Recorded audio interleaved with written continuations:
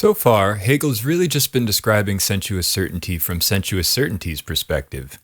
But here, in emphasizing the actuality of sensuous certainty, we begin to think it as something more than the immediate, itemized thises and I's that are forgotten from one moment to the next.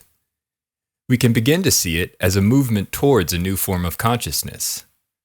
While there isn't any direct etymological connection between the words Werk and Wirklichkeit in German, it would be difficult to deny that Wirklichkeit, actuality, is always a work in progress for Hegel. When something has actuality, it means that it's been worked through, worked over, worked on by consciousness.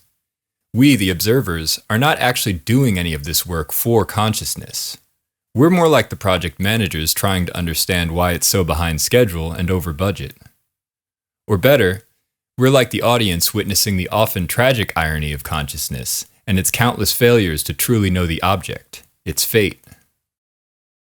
Irony would not be a bad way to understand what Hegel is describing when he distinguishes the essence of consciousness as pure immediacy from its actuality as example.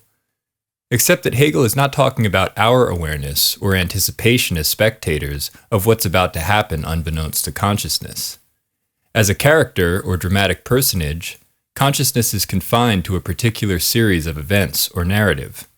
But as an actor or performer, it's as if little by little it gains awareness of the real reality outside the immediacy of the play.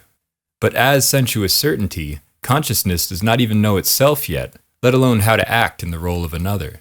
So the figure would need to be stranger still, like a character becoming aware of itself as a character. The irony here would have more to do with consciousness's ability to transcend the immediacy of its spiel from within, like an act of metatheater. Its grasping of its own Beispiel as a breaking of the fourth wall, so to speak. The point is that this theoretical theater that we observe emerges entirely from consciousness, and that if we want to regard consciousness as an actor, it is no hypocrite, as the ancient Greek term might suggest. It is not playing dumb for us to illustrate a point. Its decisions and judgments, however flawed, are inevitably its own.